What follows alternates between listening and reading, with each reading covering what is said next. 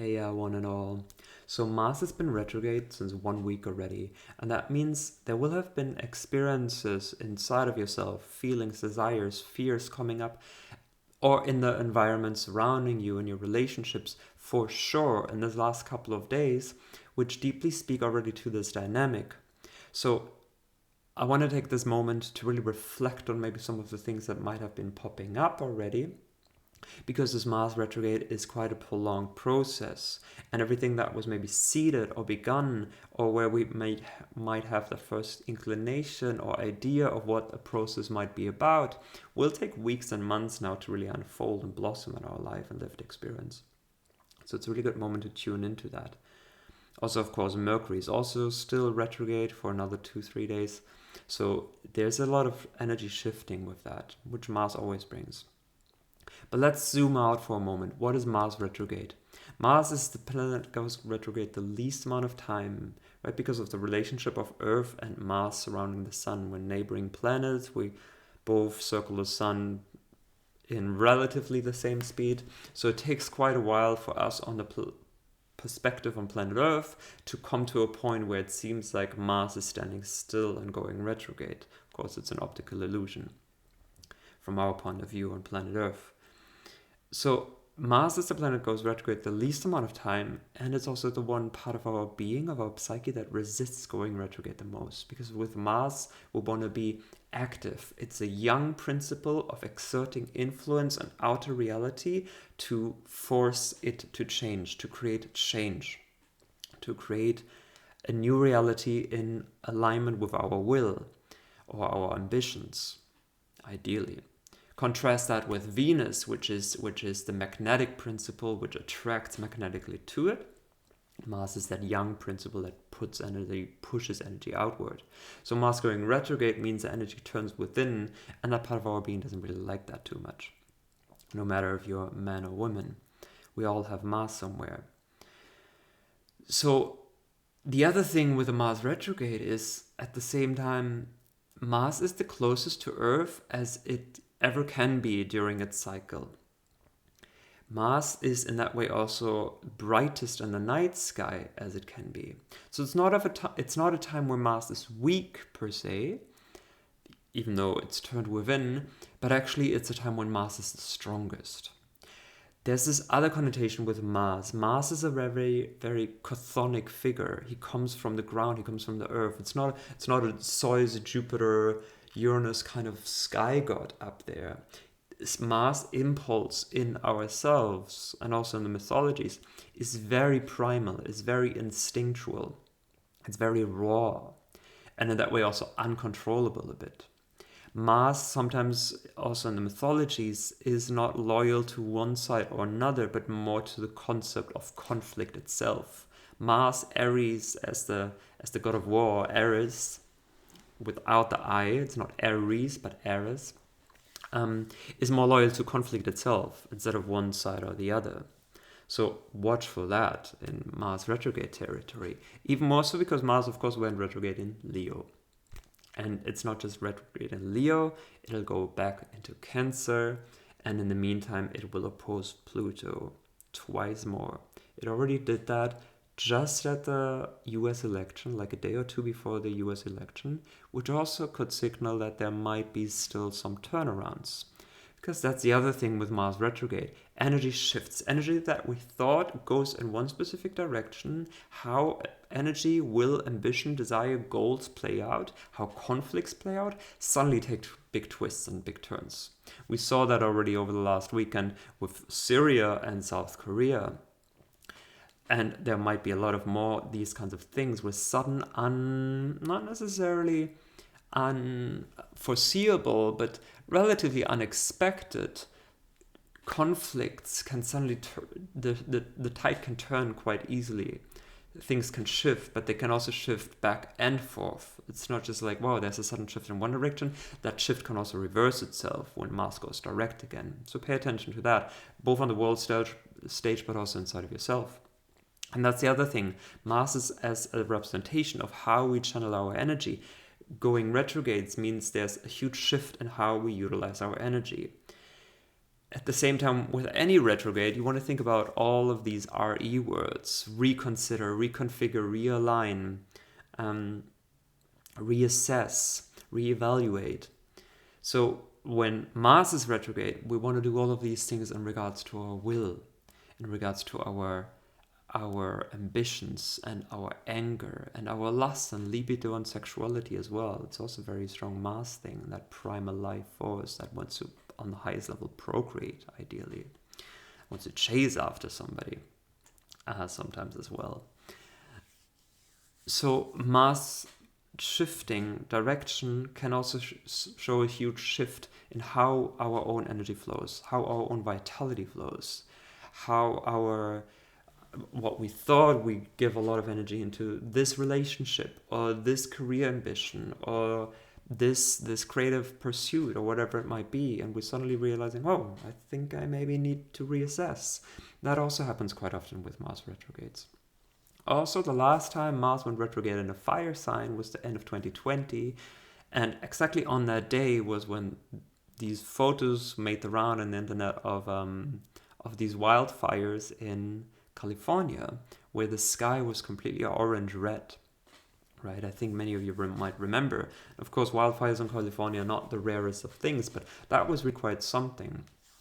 And then, of course, we've got wildfires again right now in Malibu, if I recall correctly. So there's a huge reassessment of this Mars energy. But then circling back to the fact that Mars is closest to Earth in its retrograde cycle, it's the brightest in the night sky, it's as close to the Earth as it can be in its cycle, which you would think the retrograde Mars means the Mars energy is weaker or not as accessible, when in truth it's actually stronger than ever. But also that primal, instinctual character comes out more, which means it's a bit harder to control. One thing that we experience quite often with the Mars retrograde is that people get a bit more aggressive. There's this fire, there's this internal fire coming up where people realize, where we ourselves can realize, where and how have I been in alignment with my will and acting truthfully in that regard. And all the frustration and anger for all the ways I have not done that so far, or I have subconsciously blocked myself from really aligning myself on my actions with my words or my intentions. Considering even deeper that Mars went retrograde in Leo, and Leo rules the heart and our self-confidence, our sense of self-worth and self-love also. And Mars will go retrograde back into Cancer, which will bring up much more themes around emotional safety, emotional well-being, emotional roots, and the fundaments and safety of a coherent emotional identity. So all these issues where Leo goes into overdrive, where there's not enough light or way too much light, where we get into boasting or narcissism or an egocentric world perspective, this Mars retrograde can very strongly bring up themes of where and how an unhealthy or misaligned inner deep emotional nature or wounding from our inner child experiences, from deep family stuff, all that Cancer territory is actually the base and created these unhealthy Leo expressions, or this lack of self-confidence, a fear of ourselves, a lack of self-love, which is ideally what we want to step into with Mars and Leo. The other thing with Mars and Leo, right, I just hinted at it, but this relationship between light and dark, shadow and light, is very strongly in the field. We might want to retreat a lot from the light and not show ourselves so much in this Mars retrograde. Or conversely, step out into the limelight much more and actually take that bold, courageous step to really show ourselves more, show our true colors, show our true heart, show what we really feel so much more. Have that courage to live with that open-chested lion heart and lion chest. So both of these dynamics, light and shadow, inner light and shadow, where and how we have not fanned the flame of our own inner heart enough, but also where we have projected that out onto other people, and in that way have not seen our own inner light and the true worth and beauty and radiance of our being, of our authentic true self. And this brings me to another point in correlation to the will and divine will, if you like. So we can often think that our will is a very egoic thing, in the sense of like, oh, this is just my ego, it's just like my ego talking, and maybe I don't get this because the universe conspired to like stop me from that because it's not truthfully coming from me, right?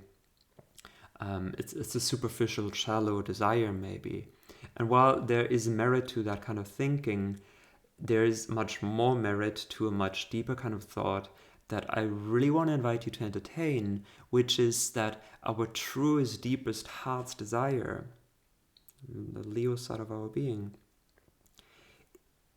is the vessel, is the channel for divine will, for the will of our higher self or soul, the things that we truly wish for or yearn for or desire, that our heart really lights up with.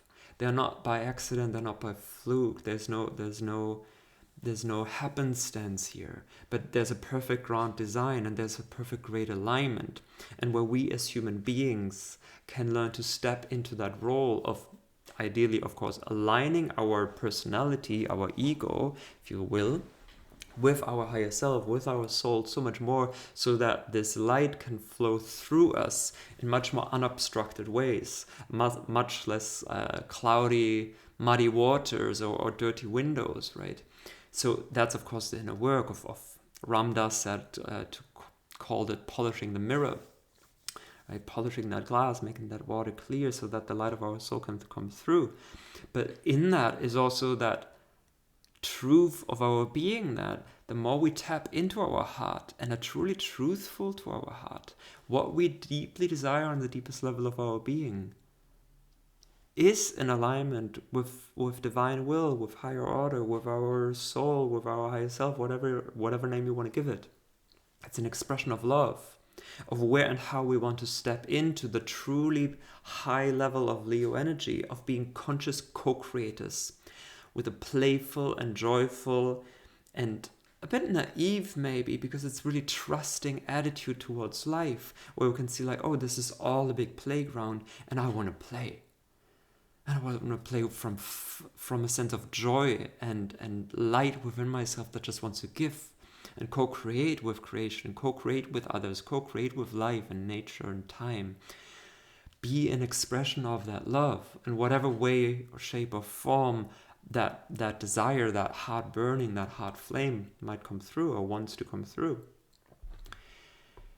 And not downgrade it or judge it so much as like, oh, this is not right. Mars retrograde in Leo, all the lack of self-confidence, the lack of self-love, the lack of the ways of how we don't believe into ourselves, showing up as these stories we might tell ourselves of like, oh, I'm never going to be good enough or worthy enough or beautiful enough or whatever for this partner, for this relationship, for this kind of job, for this kind of life. These can come up quite strongly here. But also be mindful of the reverse as well, of just faking it too much, of not being truly authentic and real with what your heart feels right now. So to say like, I know I deserve a gazillion dollars and I love my body and myself perfectly and completely. When like saying these kinds of positive affirmations and whatever, I attract this and this. If we're actually not truly feeling that, if the totality of our body is not in resonance with that, we're gaslighting ourselves. We are lying to ourselves, and in that way putting up that false mask and persona of Leo, putting up a drama because of this sense of inferiority within ourselves, or not truly believing that we're worthy of X, Y, Z. And this being gaslit by ourselves, lying to ourselves, brings a huge incongruency into our energetic field.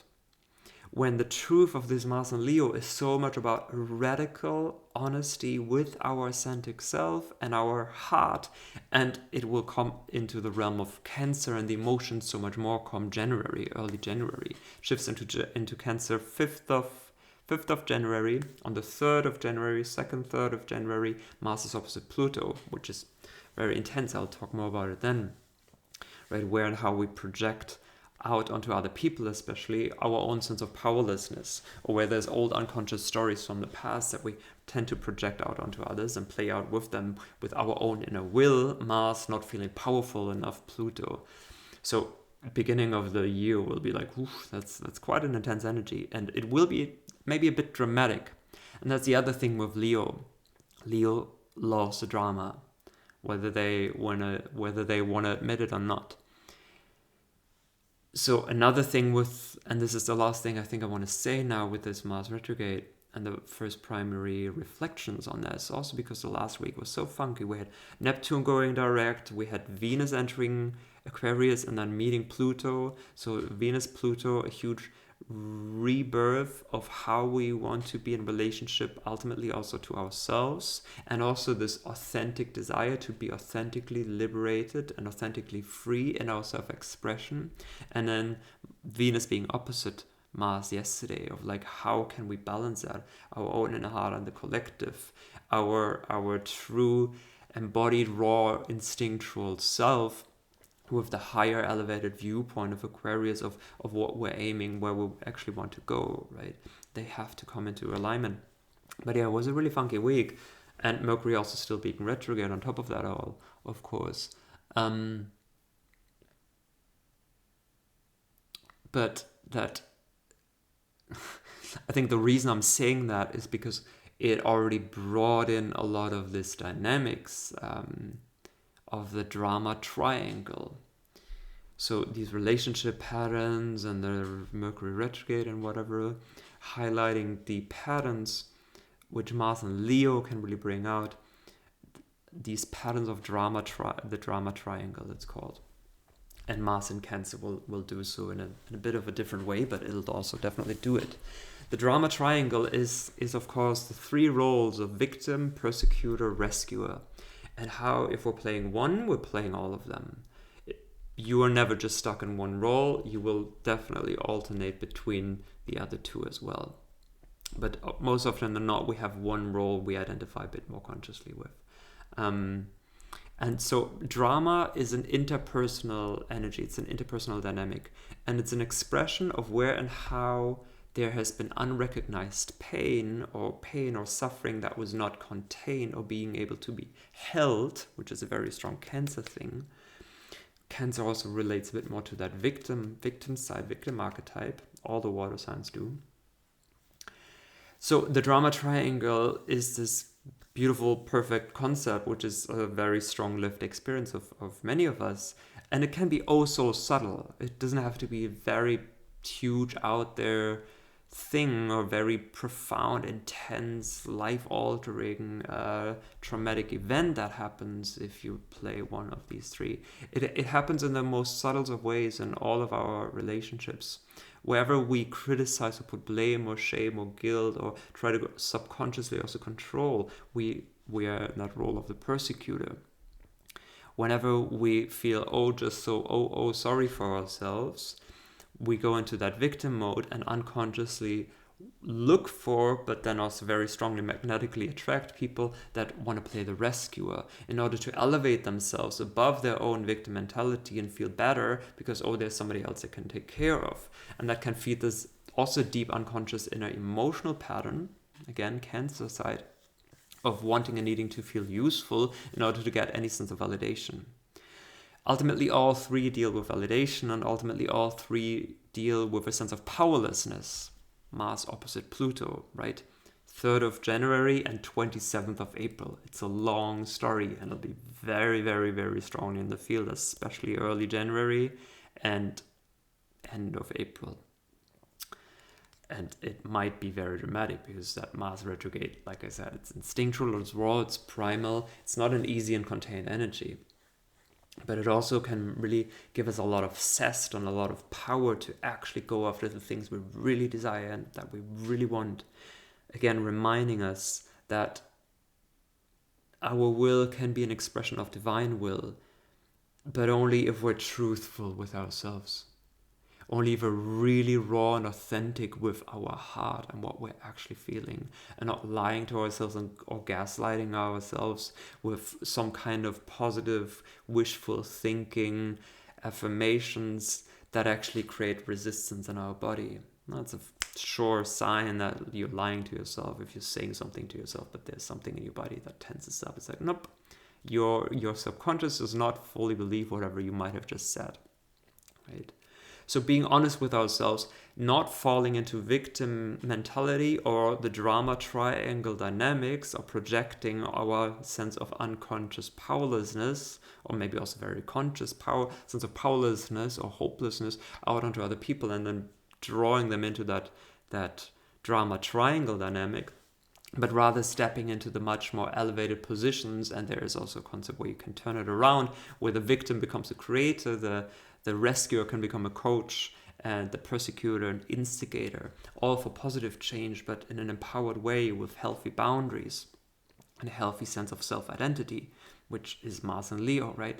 We're reforming how we act on our heart and our own true sense of who we really are, our self-identity. That Leo part, the inner child part, Cancer, which will come out in January much more, like I said. So, some brief first few reflections. I hope they gave you something to think about. Thank you so much for listening up until here. A few tiny announcements still. I'm launching my first course and I'm super excited about it. It's an astrology fundamental course. It's actually also just called that.